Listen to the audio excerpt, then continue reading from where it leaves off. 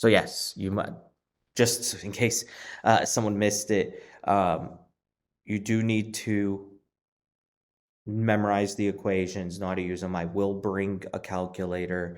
And then we had a question, where can free antibodies be found? And that would be in plasma, floating around in your bloodstream. Plasma cells are releasing them.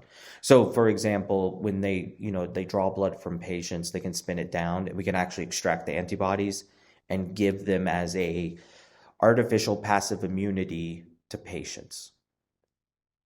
So if you remember during COVID, they were asking for patients that had been like vaccinated or had COVID to donate.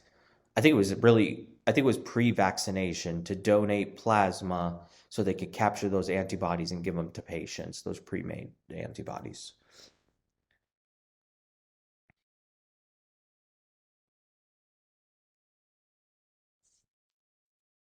And reminder, test is Monday. I know the schedule says, what day does it say? 4th?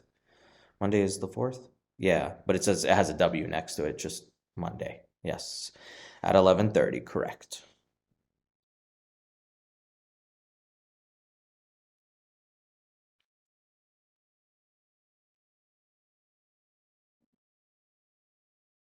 What other questions do we have?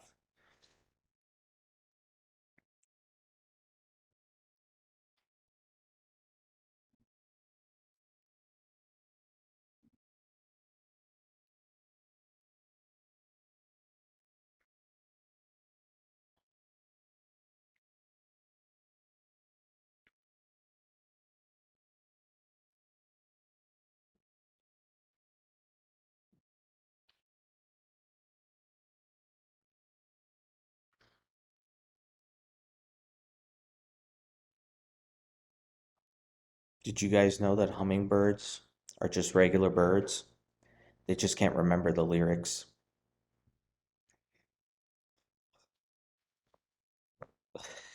This quality.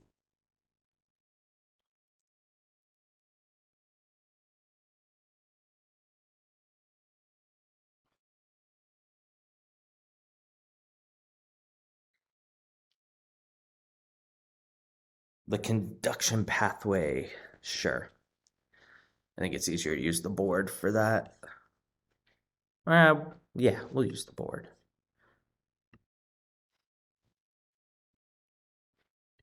Let me switch to camera.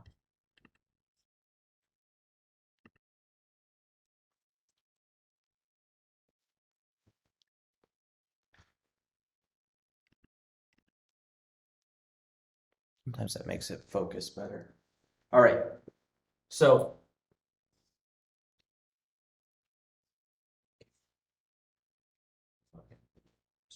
crummy.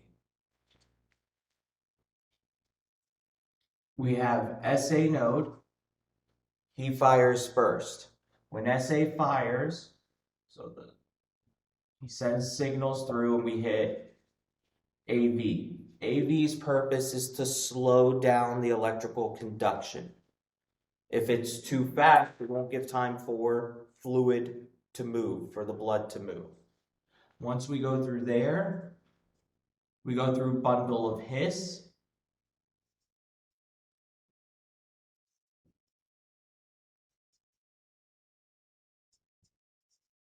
Then we go through Purkinje, and that causes the ventricles to contract.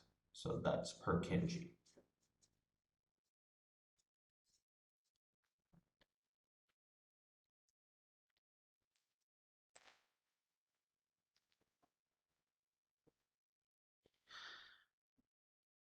Syneresis, let me pull up the um, PowerPoint for that.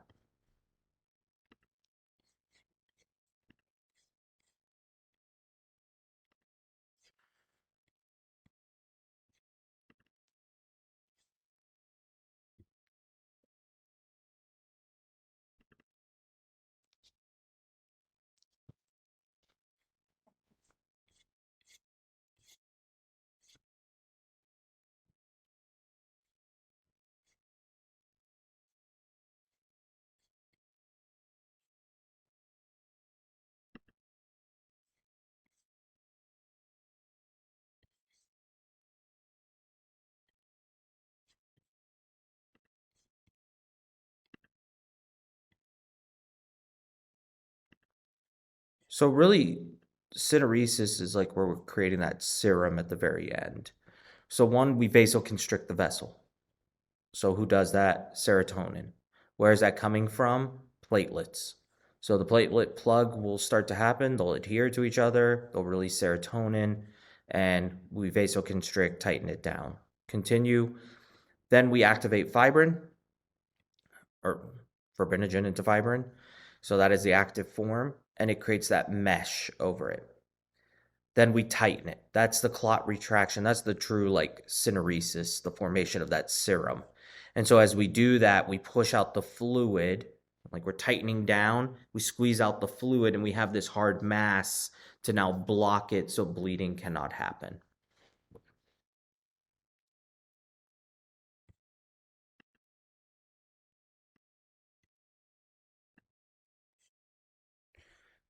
EDV and SV. So when you talk about at the end of heart filling, so the heart, the ventricles have relaxed and we're at the end of diastole. We have allowed the AV valves to open. We've dropped in 70% of the blood into the ventricles, and then we contracted the atria and pushed the remaining 30% in. Once we've done that, that is EDV. That is at end diastolic volume, the full amount that is in the ventricles. Then we contract the ventricles and we push out that blood. The volume that is pushed out is stroke volume. The volume that's left in the ventricles once we go through systole of the ventricles, what's remaining is end systolic volume. So the difference between end systolic volume and diastolic volume is stroke volume. That's how much you're pumping each time. Does that clarify it, Jocelyn?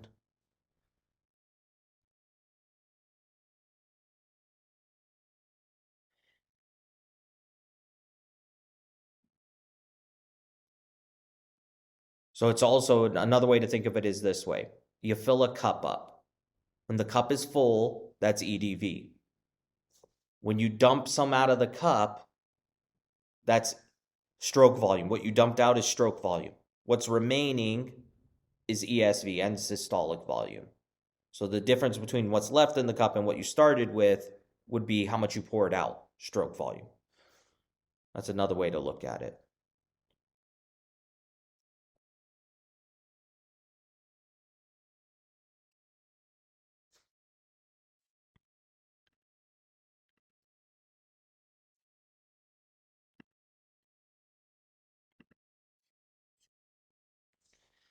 What else y'all got?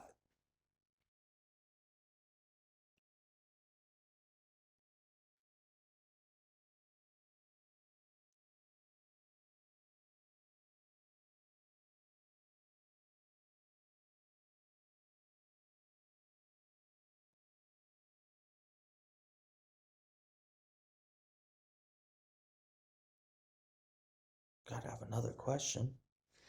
So much good material.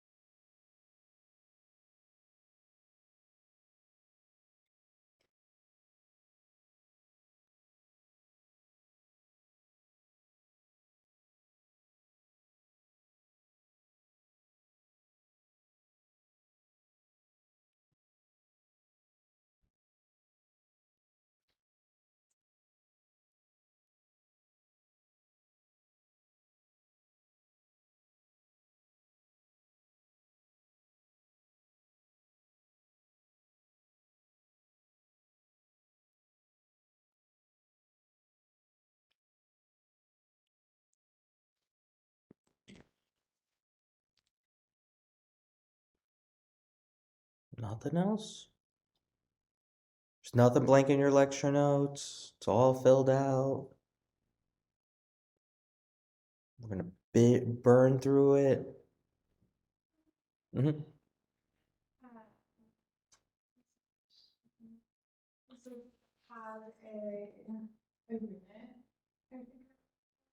It's percentage. Yeah, so for the question is for hematocrit, does it have a unit? It's just percentage. Yeah, because it's percentage of blood cells in the sample.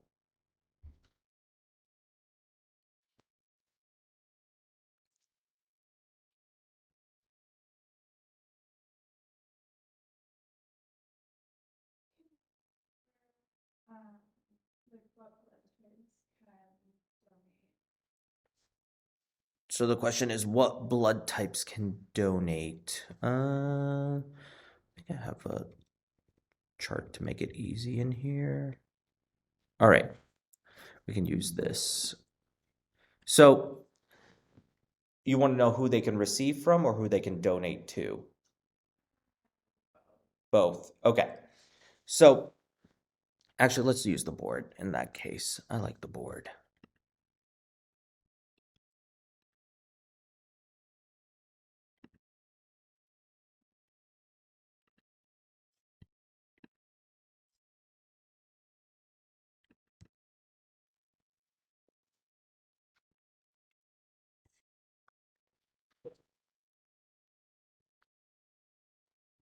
So let's say I have a blood type of these black numbers like scrub.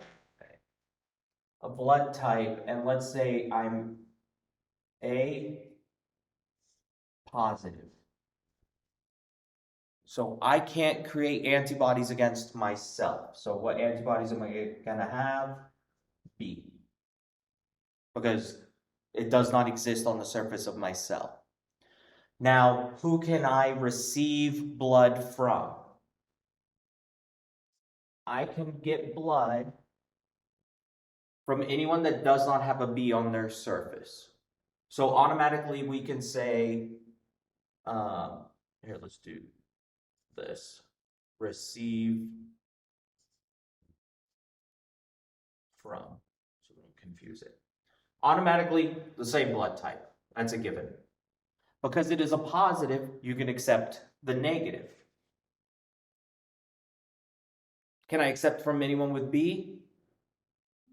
No. So that eliminates the B blood types and AB blood types. There's also O, because O has no surface marker. O is a blank red blood cell. And because I'm a positive, I can take the positive one. If I was a negative, I can only take the negatives. Okay? Who can I give to? Sorry, so if it was a negative, O negative wouldn't be able. O negative won't be a problem because when you look at like what these blood types look like, so let's do A negative. A negative has an A and there's no RH. There's nothing here. The negative is just to signify that we checked and we verified that nothing is on the cell as markers. So O negative looks like that. There's nothing there, period. That's why he's the universal donor. You can give him to anyone. There's nothing for your antibodies to mate with and attack. Okay? These are antigens. There's lack of antigens. Does that clarify it? Yeah. Cool. Who can I give to? Well, we're not worried about these then. We're worried about these. So I can give to my same blood type. I can give to, can I give to A negative? No. I cannot give to A negative because negative blood types will have antibodies to the positives. So I cannot give to him. Can I give to a B blood type? No, because a B blood type will have an antibody to A. Can I give to AB? I can give to AB positive. Cannot give to AB negative because they potentially have antibodies against this guy. And that's it. I cannot give to O because O has all the antibodies. Does that help? Yeah. Cool. The best way with these, draw it out. Trying to memorize it is so hard. Drawing it out just makes so much more sense in understanding it. Okay. Blood pressure in the pulmonary circuit compared to the systemic circuit. It's going to be low. I think what they're just getting there with that general like question is that it's low because the veins are much larger and the muscle of the right ventricle is also much smaller, thinner, so it's not going to create a lot of pressure behind it. You're also going through a giant capillary bed in the lungs, so that's going to help drop pressure as well.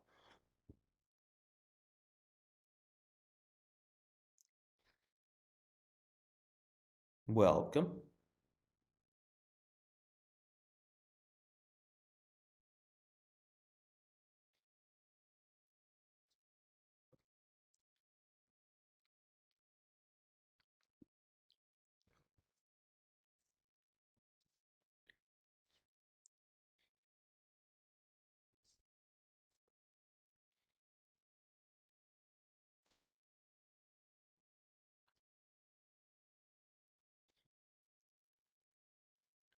Someone thought about coming in and left.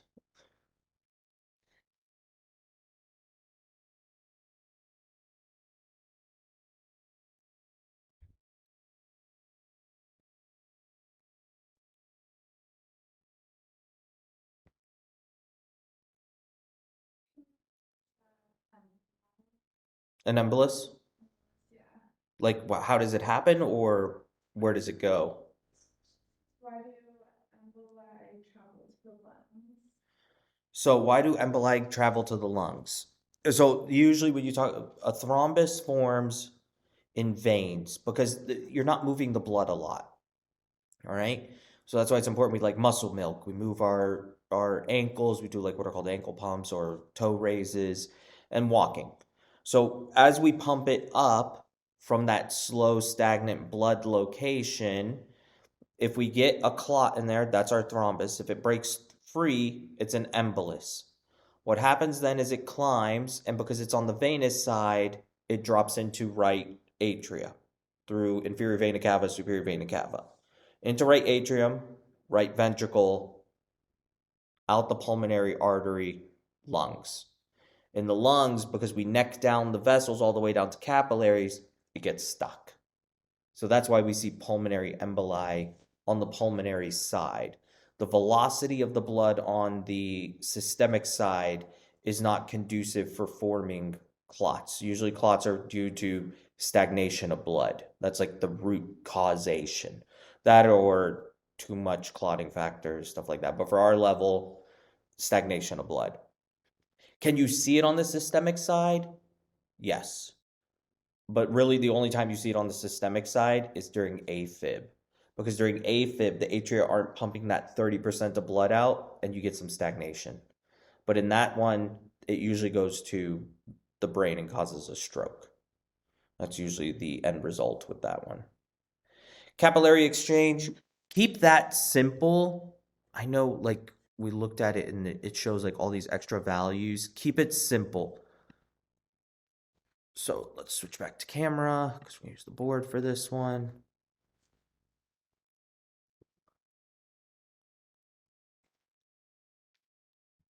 Vessel, hydrostatic is out, osmotic is in.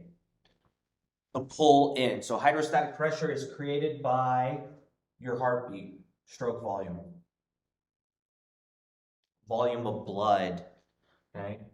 Osmotic is created by the pull of solute, sodium, chloride, every ion inside your bloodstream and albumin. So let's say we have a 25 millimeters of mercury for hydrostatic pressure. That is 25 millimeters of mercury going into the tissue. And let's say we have an osmotic pull of 10 millimeters of mercury. Well, I'm missing 15 here. I've got 25 going out, I'm pulling back in 10. It's like my bank account. 25 is going out to be spent, 10 is being deposited back in. Where did the other 15 go? Where is it? That's what we're asking. It's out here. So you have to tell me that 15 millimeters of mercury left the vessel or moved into the interstitium. Make sure you remember your units and you remember to tell me where it's going. Don't worry about they show on the arterial side and on the venual side. Don't worry about that. They're double stacking it. It's unnecessary. You can just clump the numbers and do it this way. Okay?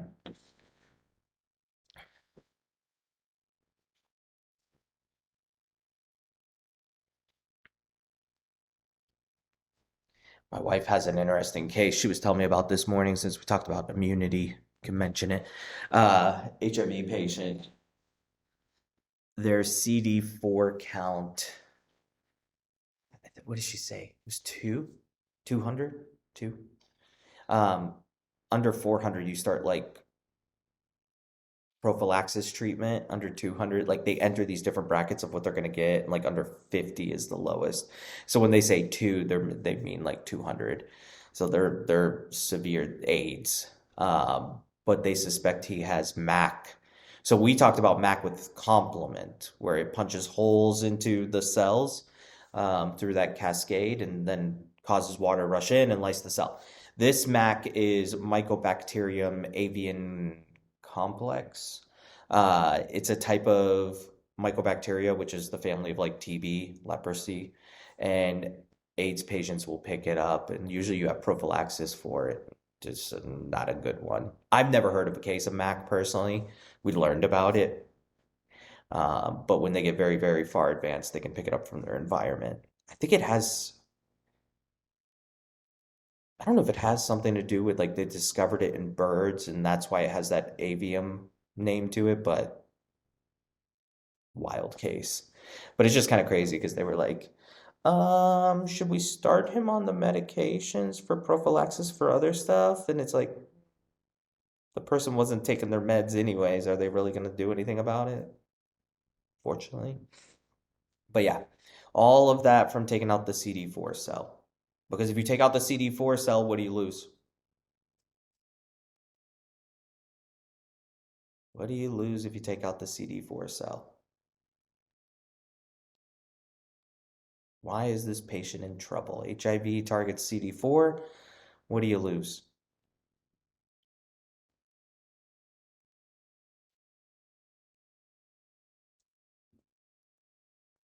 Y'all ran away. We covered immunity, right? I'm not losing my mind. You didn't study at all because you had lab exams. I get it. I get it. So CD4 is T helper. HIV is taking him out. What else do you lose at that point? Who else is non-functional?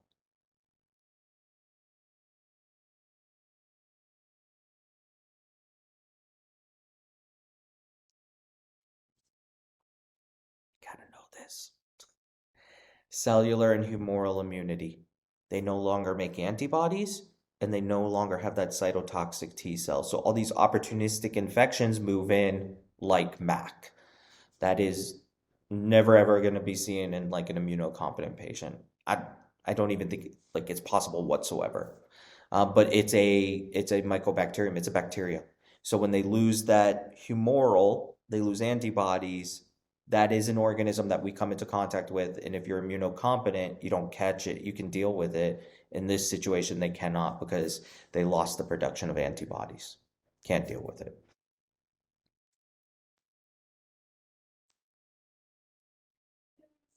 Reload and let's return the same. Is preload and venous return the same? Yeah, technically, if you're getting like real specific with it, venous return is how much is coming back to the heart.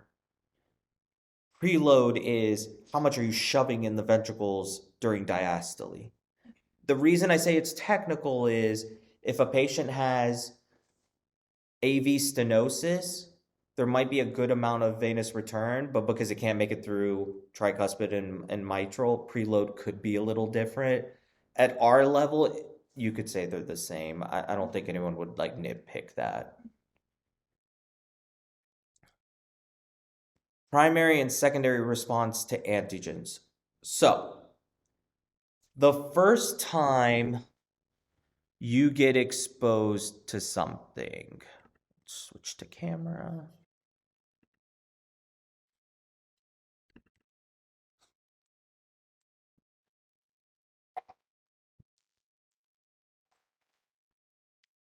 The first time you get exposed to something, you create IgG. And you get a nice little level. But, but if you look, it took you about 2 weeks to get here. You went from 0 to something, took about 2 weeks. Secondary exposure, so let's mark here as secondary, we get a big old faster response. The reason being, you don't have to go through the macrophage eating it, and then the presentation to the CD4, then the training of the B cell, creating the plasma cell, creating the antibodies. That was this 2 weeks. Now you have memory cells for that antigen. You have pre-trained. So the second you come into contact with that antigen, they clone themselves and they start dumping antibodies like wildfire. So the more exposure you get, the bigger, faster response. So secondary is always faster and bigger than primary.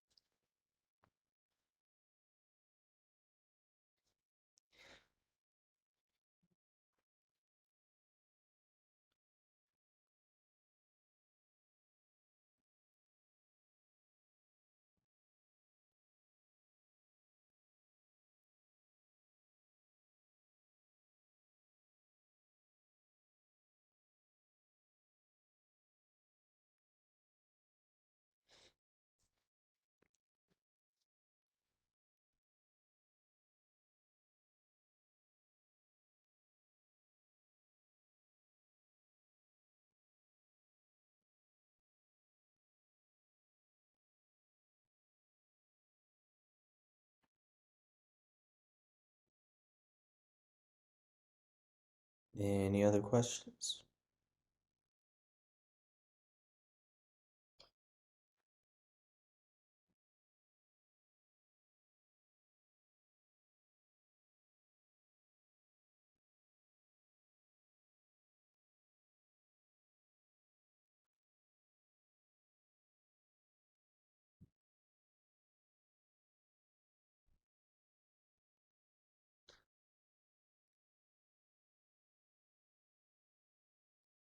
Oh, but yeah, that everything that there's no way I could be like, oh, these are really big topics you should hit. I mean, they're all important topics. You know, immunity, we talked about, we spent quite a bit of time on it. The blood flow, the blood, conduction, all of them are big topics. And it just, students shoot themselves in the foot when they think, well, it's a big topic, I got to spend more time on it. And then something silly, small comes on the exam and they miss it. And it's like an easy thing. Go through all your lecture notes. Don't spend time on one area than the other. Everything gets the same amount of attention. Now, if you're having difficulty understanding something, yeah, spend a little more time on it, but don't hyper focus on it and waste, 50% of your study time to study one little area, one topic. Go through it all repeatedly. Intrinsic and extrinsic, really, it's just two alternative pathways to get to clotting, and I think that's as deep as we go. I wouldn't go in any more detail than that. It goes deeper, we don't cover it at our level. End result is the same. Clotting happens. That's all.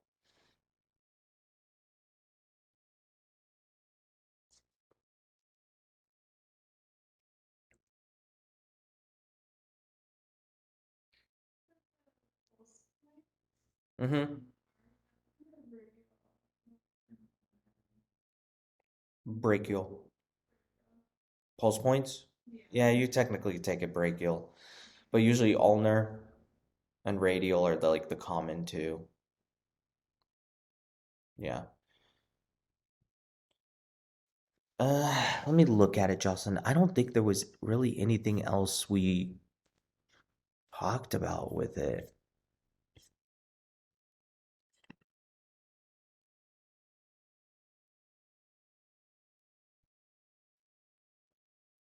I think the one difference was like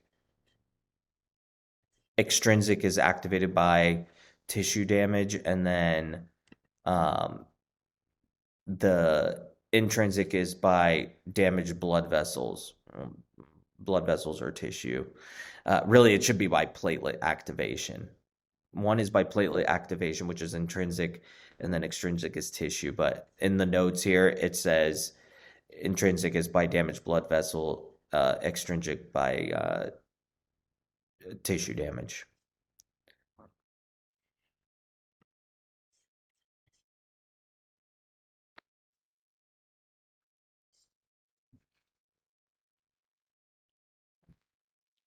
Welcome.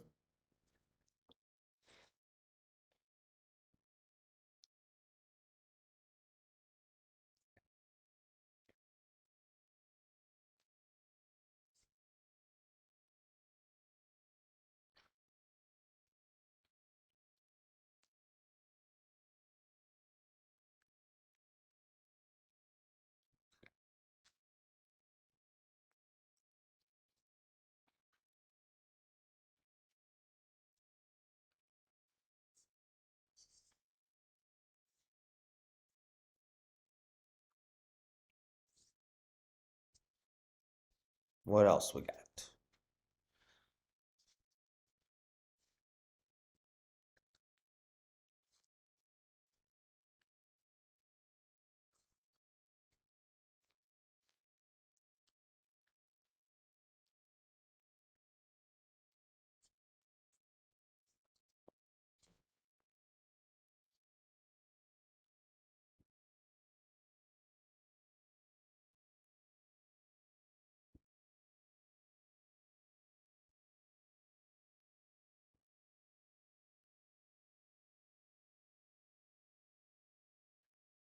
Mm, Jocelyn, honestly, I would accept any either or.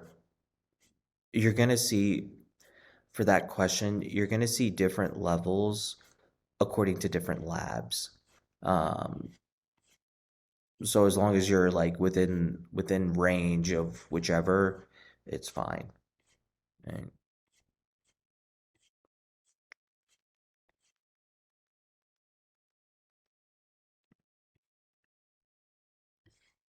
so like in my PowerPoint versus my stomach is making tons of noise. I apologize if you hear that. Either or. Either of these is acceptable. Dr. Schultz's PowerPoint or mine.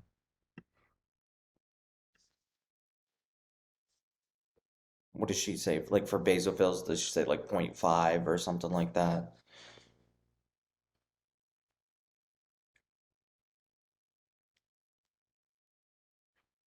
Eosinophils, she probably says like 2 to 4 or something. Eh, negligible.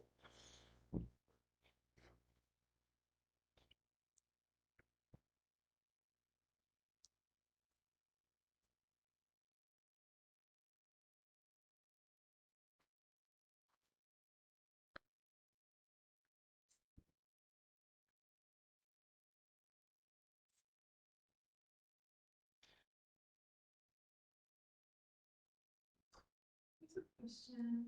Mm-hmm.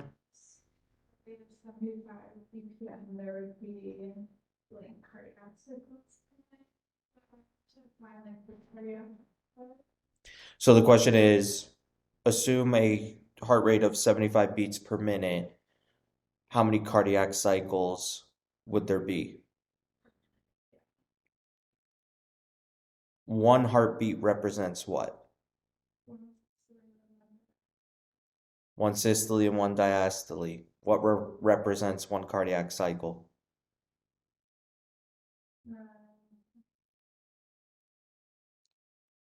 Don't overthink it now. One pump. So what would the answer be then? The answer would be 75. One heartbeat equals one cardiac cycle. One diastole, one systole total, one cycle. So if 75 beats per minute, 75 cardiac cycles per minute.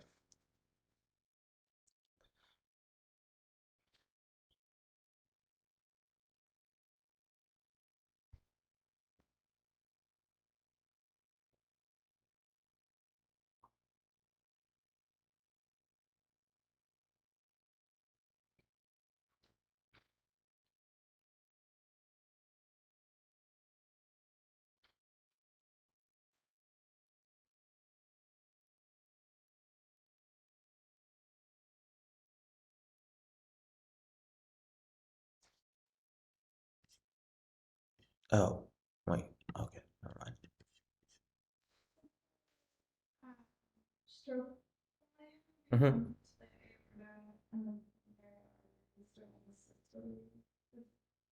It says what phase? Yes. So the question is, during what phase does stroke volume pump into aorta and pulmonary artery? It'd be systole. Ventricular systole, if you want to get real specific. But typically, when you say systole, we're referencing ventricular systole. It's the assumed.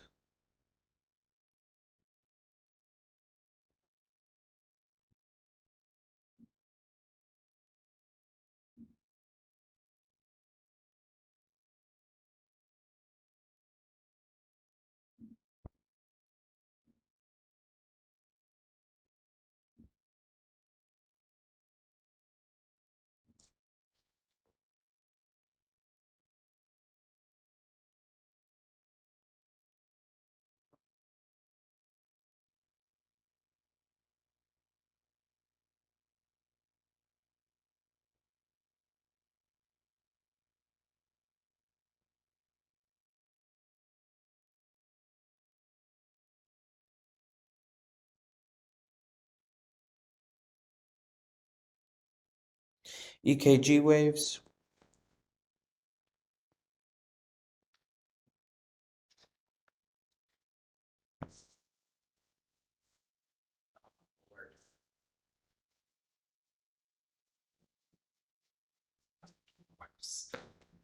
All right. Oh, let me switch the camera so you guys can actually see it better.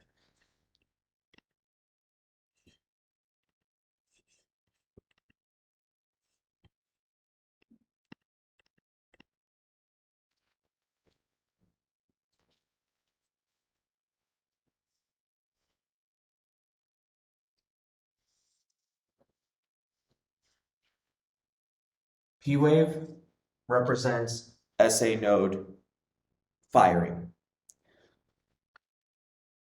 I could have done this a little better. Should be longer. This time represents AV, that delay. Q, R, S. This represents ventricular systole. Well, ventricular depolarization. So that is where it is going through bundle of His and Purkinje fibers. And then T wave represents ventricular repolarization. And that's where the ventricle is relaxing and refilling.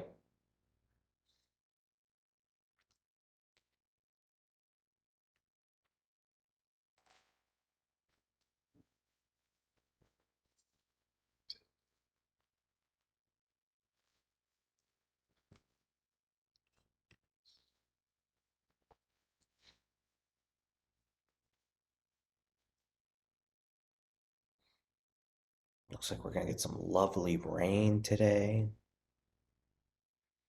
It's gonna be so nice. I don't know if you all have to take care of your yards, but I do, and I've started having to do that, and it's just lovely. Lovely, I tell you. It's exercise, right? So my EKG waves can stay nice. How about that?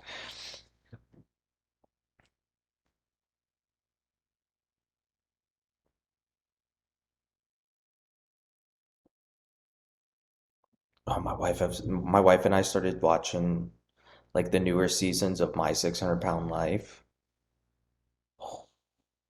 It's neat because he uses the Da Vinci machine now for surgery, and I guess because he's getting older, Dr. Now is getting older, and so it allows him to be more precise. But it's crazy. He had a guy on there, 705 pounds.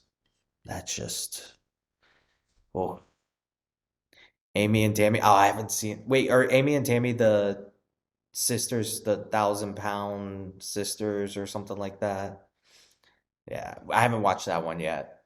I mean, it's just wild. You watch some of these people, and one of the ones we watched, I mean, she had gone to him before, left, and had every excuse in the book for why she couldn't lose weight. And they ended up admitting her in the hospital at some point, and in 2 weeks, she lost, I want to say it was like 40 something pounds, 50 something pounds in 2 weeks. That's how much, they're overeating at that size to maintain their size. Um, and she was eating. It's not like they put her on like a no food diet. It's crazy. But she went home and she gained it all right back, no problem. So it's just wild. But yeah, the one guy, the 705 pound guy, when he committed, he doubled down. He lost 99 pounds in 1 month. Just that is insane. I'm over here working out, watching what I eat, and I've plateaued. I'm just sitting at the same weight. Just get pissed off every time I step on the scale. Why am I doing this? Why can't it be? I'm already married. Why can't I be fat and enjoy my life? Ah, they got modern medicine. I'm like the worst patient ever. It's like I can take cholesterol meds. Just let me eat my steak. Uh, but yeah, it's good times. Good times.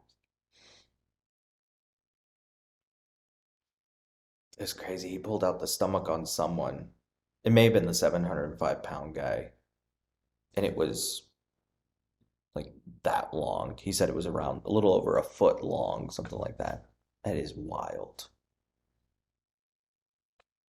But yeah, he was young. He was like 31 or something. It's impressive to get that big that quick.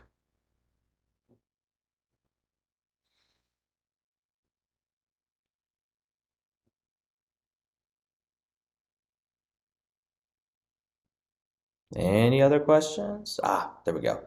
When reading the EKG, if the QRS wave is decreasing, what does that mean? What does QRS represent?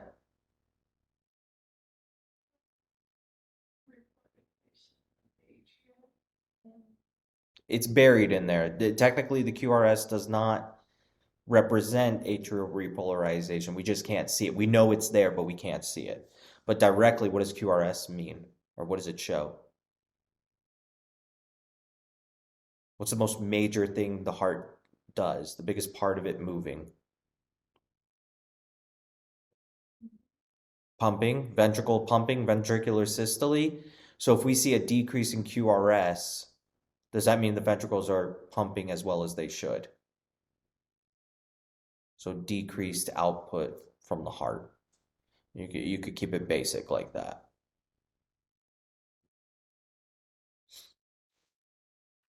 In reality, it's not that simple of an answer. You talk about like people on My 600 Pound Life with that much tissue and trying to measure through it, their QRS could look smaller because of that. My wife was telling me a lot of the drugs they dose, she's like, we're having a big issue in the hospital when these patients come in. She's like, the drugs haven't been studied in people that size. She's like, we genuinely don't know how much to give. They just guess. They had one recently. The person was so large they could not fit in the MRI machine. They sent them to. They were like, "What do we do?" And one of the physicians we had this issue in the past. They send them to the zoo. The zoo has MRIs for large animals, and they have to send them there to image them if they're in a bind. That is wild.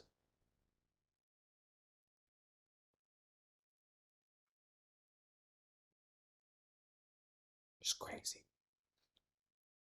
But it's anyway, we were talking about it like overseas, you typically don't see that. Like, we were talking about like back in Egypt and stuff, we don't see people like that. It's such a US thing. Sure, Europe has it, Canada, but US, we do it well. Just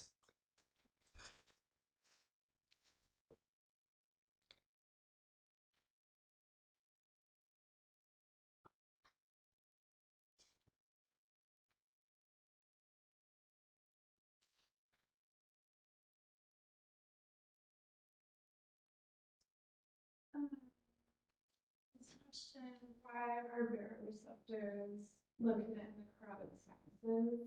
Is that because the carotid sinus like goes apart and it detects stretch? So it can, so the question is, why do the carotid sinuses have baroreceptors? yeah. Where are they going to? Mm, the baroreceptor No, where is carotid sinus going to? Is it going to the heart? brain. Brain. So if you have low oxygen to the brain, is that a problem?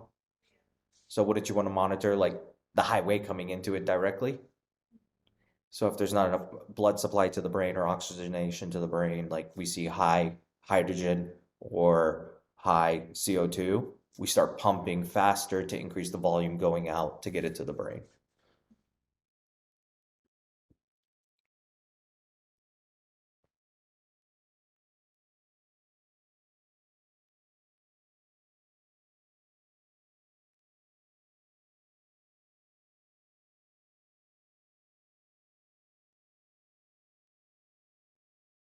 And if there's too much on the other end of the spectrum, too much pressure, we can decrease heart rate to decrease pressure to the brain.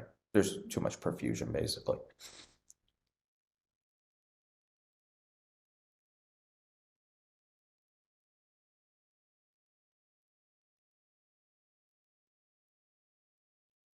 Total peripheral resistance, basically, that's saying the amount the heart has to pump against in total throughout the body. So, what increases total peripheral resistance? One, size of the body. I mean, you look at like these, in history, we didn't talk about this, but in history, these people that are like 7+ feet tall, they don't live very long. It's kind of like Great Danes and dogs. They don't live very long because that total peripheral resistance is so high. They have such a large body, the amount the heart has to circulate the blood through is resistance. Then you talk about increased viscosity of the blood. So polycythemia vera, all of that, more cells, it's thicker, it's like sludge that you're trying to push to move it through the entire system, or more vessels. So as we gain mass, there is more vessels, and we have to push more blood through there. So that's why that lady on My 600 Pound Life, that's why they put her in the hospital. She was having a little bit of heart anomalies, and basically she was having heart failure because of her size. So just by decreasing her that like 40 or 50 pounds, they saw improvements in her heart that quick. That's impressive. So the greater the total peripheral resistance, the higher the Not necessarily. You can't say technically the greater total peripheral resistance, the higher the blood pressure, because the heart can modulate, right? We can drop within that 60 to 100. So if we have room to go down towards 60, we can maintain blood pressure. The problem is like as we get more viscous or bigger, the pressure keeps going up. that we have to battle, and we can only go so low on heart rate. Eventually, yes, blood pressure will start to climb because we're going to bottom out what the heart wants to beat at. But it is more workload on the heart. So if you make your heart work harder, what's the heart's response? What happens to the tissue? So it's going to contract harder, work harder. What happens to your muscles when you work them harder? They get sore and eventually they get bigger. Well, the heart can only move so far out and it starts moving in on itself. So what happens to your ventricles? They shrink because the walls are getting thicker. So as those walls get thicker, we eat up the volume of space we have to hold blood. That's congestive heart failure. The heart efficiency decreases. The amount of stroke volume decreases. The heart has to work harder. So what you'll see typically then is heart rate will start to accelerate because cardiac output is decreased. It's just not good. It's just a bad cycle, which means more oxygen demand for the myocardium, which means higher chance of failure of the tissue due to lack of oxygenation and MI.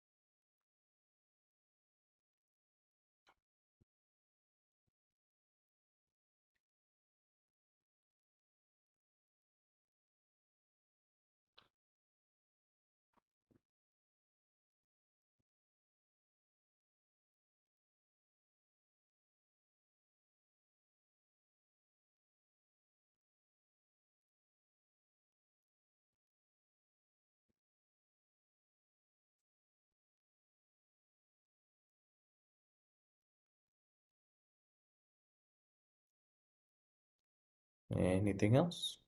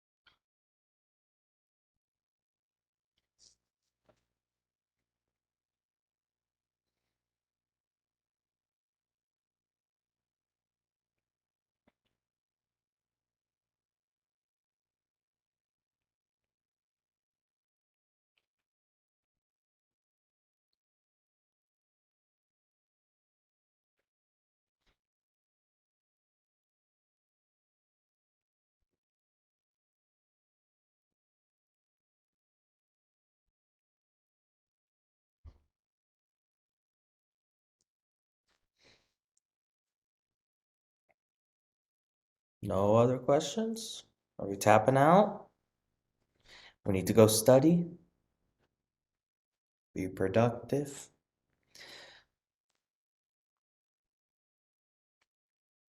No crying. We got this. Go through it. Go study, people. Email me if you need me.